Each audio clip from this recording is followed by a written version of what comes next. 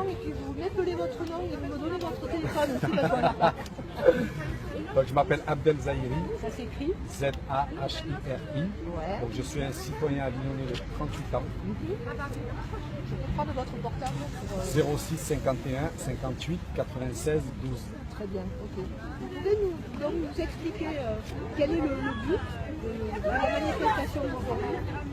D'abord, s'il suffisait que de vous expliquer, j'allais dire, vous n'avez vraiment pas besoin de moi pour comprendre pourquoi on est là. Parce qu'on va essayer de ne pas faire dans l'hypocrisie, tout le monde sait pourquoi on est là et tout le monde connaît les enjeux qui arrivent. D'accord? Nous, on va vous dire, nous, comment on voit la chose. Aujourd'hui, et depuis très longtemps on le dit, il y a quelque chose qui se joue en arrière-cour. Il y a quelque chose qui se trame et on n'en avait pas pris conscience quand il y a eu le 11 septembre. C'était la déclaration que Bush avait faite qui était sur ce choc des civilisations. On pensait que le choc des civilisations, c'est une parole de plus qui est donnée dans un monde qu'on connaît. Eh bien non, en fait, c'était vraiment une idéologie qui s'est mise en place, qui a mis du temps avant d'arriver en France, mais que maintenant elle est installée. C'est cette notion qui vise à dire que l'islam est en guerre contre la civilisation, sous-entendue occidentale. Et ça a mis du temps, et c'est arrivé chez nous, et aujourd'hui nous avons non seulement une grande partie de nos concitoyens qui le pensent, mais en plus nous avons tous les politiques et les médias qui ont surfé dessus. Et nous sommes dans une situation telle qu'aujourd'hui, on est capable de voir en France, dans le pays des droits de l'homme, le pays qui a une histoire tellement connue dans le monde pour ses valeurs universelles, on est capable de voir en France des maires, des politiques venir et bafouer tout la Constitution française et la Constitution républicaine. Donc si nous on est là, c'est parce que nous sommes des citoyens français de confession musulmane, mais attachés surtout à cette République et à ces lois dans lesquelles nous avons grandi et qu'on nous a apprises. Or ces lois aujourd'hui, elles sont complètement changées et par nature, puisqu'on changeait les lois, on est en train de changer le sens de ce pays. Dans ce pays, on pouvait avoir une conscience. Dans ce pays, on pouvait avoir le droit de pratiquer sa foi. C'est faux. Celui qui me dit cela, c'est un menteur. Dans ce pays, on n'a plus le droit de pratiquer notre foi. Ou du moins, on peut la pratiquer de manière partielle. Et l'hypocrisie, en fait, et c'est aussi pourquoi on est là, c'est pas simplement pour dire on a le droit de porter un foulard ou de ne pas en porter. C'est de dire, vous imaginez qu'ils ont trouvé comme prétexte pour s'attaquer à cette notion de la liberté de conscience, la liberté de la femme. Et là, je peux m'arrêter 2 secondes. On est dans un pays où les femmes touchent 25% de moins que les hommes. On est dans un pays où simplement 27% de femmes sont à l'Assemblée. On est dans un pays où les femmes n'accèdent pas aux responsabilités, aux hautes responsabilités, alors qu'elles ont les mêmes compétences que les hommes. On est dans un pays où une femme meurt tous 3 jours. Vous imaginez, ils viennent parler de l'égalité entre hommes et femmes. Comment ça se fait que ce soit un homme qui soit porte-parole des femmes qui sont derrière?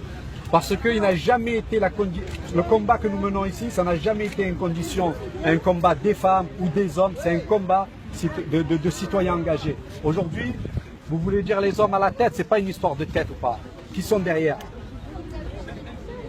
Et quelles sont celles qui se mobilisent le plus? De tous nos mouvements que nous avons, c'est les femmes. Donc aujourd'hui, c'est faux de dire que dans la communauté musulmane, on maintient les femmes à la maison, fermées. C'est faux de dire aujourd'hui que dans ce pays, les femmes ont autant de droits que les hommes. Et c'est encore plus faux d'essayer de faire croire que c'est l'islam en fait qui est l'emblème de tout ça. Si vous les écoutez eux, donc c'est l'islam qui fait les lois, c'est l'islam qui régit les lois et c'est l'islam qui est dans la mise en place des lois. Or c'est faux. Il n'y a pas de musulmans à l'Assemblée nationale. Il n'y a pas de loi islamique. Il n'y a pas de charia. Tout ce que nous avons dans ce pays-là, c'est fait par des gens de ce pays-là. Alors posons-leur la question. Pourquoi vous ne leur posez pas la question?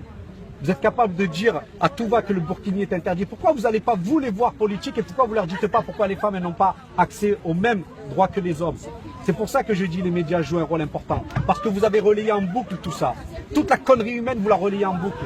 Qu'est-ce que vous avez à dire sur le burkini finalement? Conseil d'État si je suis vraiment là, c'est parce que je me suis empêché de dire quoi que ce soit. Le burkini, la kippa, la fille qui se met en mini-jupe, j'en ai rien à faire. Elle fait ce qu'elle veut, je m'en fous. Tant qu'elle ne vient pas à moi m'imposer ce qu'elle pense ou ce qu'elle fait. Vous pouvez pouvez nous rappeler ce que vous disiez tout à l'heure, qu'en fait en France on a oublié ce que c'est que la loi sur la laïcité? Vous imaginez, ils ont interrogé Nathalie Kosciusko-Morizet et d'autres. C'est quoi la loi de 1905? Il n'y en a pas un qui a été de parler. Ils vous parlent de la séparation de l'Église et de l'État, mais c'est pas ça la loi de 1905. La loi de 1905, elle veut rien dire quand vous le dites comme ça. Ça veut dire que oui, en tant que fonctionnaire, on n'a pas le droit d'afficher des convictions religieuses. Oui, nous sommes tous d'accord. Il n'y a personne ici qui remet ça en cause. Mais à partir du moment où on n'est plus fonctionnaire, vous n'avez plus aucune restriction. Vous avez le droit de vous balader avec un foulard comme pas de foulard. Vous avez le droit de pratiquer votre culte comme de ne pas le pratiquer à partir du moment où vous n'êtes pas fonctionnaire. Or, ces politiques ne le savent pas. Donc ils ne savent pas que ce que nous faisons là est un droit. Et ils ne savent pas que c'est eux qui bafouent le droit. Donc on se sert de la loi sur la laïcité, on se sert de la cause des femmes pour entraîner de l'islamophobie. Mais c'est ça qui est dramatique chez les féministes et chez une grande partie de vous. C'est-à-dire que vous êtes les premières à tomber dedans. Au nom du féminisme, vous êtes en train de parler, mais vous n'avez pas honte. Vous parlez à qui, là, je parle à ceux qui nous regardent et à tous ce mouvement qui, au nom du féminisme, par exemple, mais vous n'avez pas honte. Franchement, vous arrivez à vous regarder sur une glace quand vous êtes capable d'aller dire à une femme ce que tu dois porter, alors que le combat, l'essence même du féminisme, c'est de dire que le corps appartient à la femme et qu'elle fait ce qu'elle veut de son corps. Alors pour l'avortement, on a le droit de dire chaque femme fait ce qu'elle veut. Par contre, si elle porte une jupe longue ou pas, là on vient pour lui dire non. Mais pour moi, c'est des hypocrites. Pour moi, le système français est un système hypocrite. C'est-à-dire qu'au lieu d'aller et de parler des vrais sujets et des vraies contradictions de nos politiques, vous n'avez pas honte, franchement, d'être dirigé par des gens qui sont condamnés par la justice, par des gens qui ont détourné de l'argent. Vous vous dites peuple conscient, allez, nous on est les indigènes, nous on est les bas-fonds de la République. Mais vous qui n'êtes pas discriminés, vous qui n'avez pas de problème avec l'islam, vous n'en avez pas marre de voter pour toujours les mêmes et de tomber dans tous leurs pièges. Il y a des gens en France qui se battent contre la discrimination des femmes. Et heureusement qu'ils sont là. Heureusement qu'ils sont là. Alors s'ils se battent pour la discrimination des femmes, je dois les voir à côté de moi pour se battre contre la discrimination qui est faite aux femmes qui portent le foulard ou la kippa ou qui n'en portent pas. C'est trop facile de choisir ces causes. C'est trop facile de dire je suis une femme, je bats pour la liberté de la femme et ensuite je la restreins aux autres. Ça on ne me la fait plus à moi. J'ai étudié moi aussi, pourtant j'ai arrêté en 5e l'école. C'est un alibi. C'est l'alibi. C'est l'alibi, pourquoi? Parce qu'on ne se parle plus. C'est l'ignorance. C'est même pas de l'alibi, c'est de l'ignorance. Alors c'est pour dénoncer la stigmatisation des femmes musulmanes. Non mais ça, notamment. Ça ce que je disais tout à l'heure, c'est que si vous croyez qu'on est encore là à dénoncer, c'est que vous vous trompez. On est là parce qu'on est en train d'essayer d'avoir la paix. On est là parce que ce que ça va conduire à l'affrontement. Arrêtez de parler encore, de vous penser qu'on est là pour l'islamophobie. Ça y est, vous l'êtes islamophobe. Vous l'êtes. Dans tous les corps de métier, on l'a. Magistrature, police, ça y est. Vous croyez qu'on vient de dire arrêtez d'être islamophobe? On le sait que vous l'êtes. Maintenant, la question, c'est jusqu'où vous allez y aller, justement. Jusqu'où? Jusqu'à que les gens pètent les plombs? Eh bien, nous, vous ne nous verrez pas péter les plombs. Par contre, vous nous verrez dans la rue, à 20, et rigolez. Rigolez dans vos télés et dans vos écrans. Rigolez qu'on soit que 20. Vous pouvez rire. Vous savez pourquoi? Parce que si je suis là aussi, c'est par conscience. Parce que Dieu, il m'a dit, vous savez ce qu'il m'a dit, Dieu à moi? Il vous a rien dit à la plupart d'entre vous puisque vous avez renoncé. Mais moi, vous savez ce qu'il m'a dit à moi, Dieu? Il m'a dit que quand il y a une injustice, tu te lèves et tu dois toujours être juste. Donc moi, j'ai pas envie de vous faire du mal. Vous allez tellement me blesser, mais je ne vous ferai pas du mal. Je vais marcher jusqu'à un jour que je vais partir. Vous voulez que je parte de France? Continuez. Je partirai, vous savez pourquoi? Parce que je ne prendrai pas les armes contre vous. Vous voulez mourir comme des bêtes? Vous voulez tuer toute cette République? Ben tuez-la tout seul. On partira ailleurs. Alors voilà ce que je veux dire aux citoyens français. Vous en avez marre de nous? Ben continuez. Vous les mettez dans le même que ceux qui ne se sentent pas islamophobes, alors qu'ils se lèvent. C'est fini l'hypocrisie. Et je dis ça à la communauté musulmane pareil. Vous croyez que nous sommes ici là, vous croyez qu'on représente les musulmans? On ne représente pas les musulmans. Il y a toute une partie de la communauté musulmane, c'est des hypocrites à commencer partout. Ces gens qui nous dirigent au niveau institutionnel. Le CFCM. Vous imaginez le CFCM et tous ces organes qui nous dirigent? Ils sont où? Qui vient défendre nos droits à nous? Et ces gens-là, vous leur donnez une tribune dans vos médias, comme s'ils étaient représentatifs. Mais vous imaginez s'ils nous représentaient vraiment? Vous pensez que l'immense majorité des musulmans, ils n'en ont pas marre? Pourquoi ils n'appellent pas? Parce qu'ils ne représentent personne. Et vous sautez sur tout ce qui bouge. Des gens qui ne représentent personne, des gens qui disent des conneries. C'est que ça qui fait vivre, malheureusement, la politique de la ville. Par contre, le mec qui est en train de crever parce que son lait, il n'arrive pas à le vendre, vous n'en avez rien à foutre. Le paysan qui est en train de mourir parce qu'il n'arrive pas à payer ses dettes, vous n'en avez rien à foutre. La femme qui meurt tous les 3 jours, vous n'en avez rien à foutre. Et si vous me dites l'inverse, je vais vous dire que vous êtes des menteurs. On fait beaucoup de reportages sur la crise du lait, sur les femmes qui meurent. Écoutez, il n'y a rien de pire pour moi, il n'y a rien de pire que d'essayer de me faire croire que dans ce pays, on se bouge pour les vraies questions. Qui est des journalistes, heureusement. Heureusement qu'il y ait des journalistes. Mais vous êtes les premiers quand je parle avec vous en off pour me dire que vous avez raison. Oui, vous faites des reportages, mais combien vous êtes? Avec le nombre de médias que nous avons, le nombre de journalistes, combien vous êtes? Combien vous êtes à parler des vrais sujets de la discrimination? Vous savez qu'il y a 7 fois plus de discrimination pour nous? On y a droit quoi? Une fois par an? Quand c'est la journée contre la discrimination, comme la journée d'ailleurs de la femme, on y a le droit qu'une fois par an. Et le reste de l'année, vous n'en avez rien à foutre qu'il y a 50% de taux de chômage dans nos quartiers. On n'en a rien à foutre que la plupart des gens ils n'acceptent pas l'emploi. Non, on s'en fout. Donc ne me dites pas que dans ce pays on s'y inquiète. C'est pas vrai.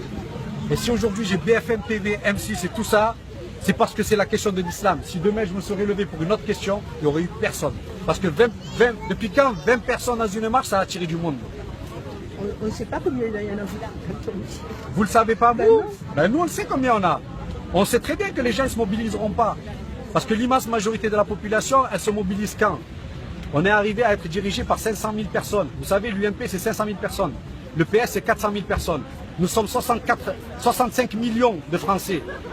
On est dans un pays où on est dirigé par une minorité. Et bien, même quand elle est aberrante, que fait l'immense majorité des gens? Eh bien, ils vous disent, je ne vais pas voter. Vous imaginez dans quel processus on est? C'est-à-dire que les gens, l'immense majorité, elle en a marre d'eux. Eh bien, il n'empêche que c'est ces 500 000 qui feront la politique, la pluie et le beau temps. Donc, qu'est-ce que vous voulez que je vous dise? Et je ne suis pas en colère. Je vous souris. Hein. Il n'y a pas du tout de colère. Hein. Vous allez passer par la rue de la République ou pas? Non, la rue de la République, elle est interdite pour nous. Ben, ça fait mauvais genre, des gens en foulard à la rentrée. Et c'est exactement ce qu'on nous a dit. Hein. C'est-à-dire que je ne l'invente même pas. Vous avez les RG, vous avez tout ce qu'il faut ici. Hein. Ça fait mauvais genre des gens en foulard.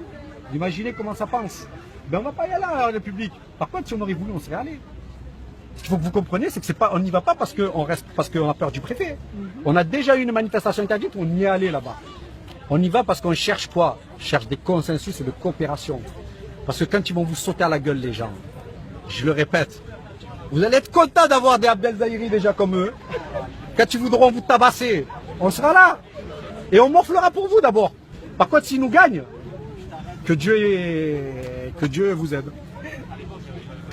Très pessimiste.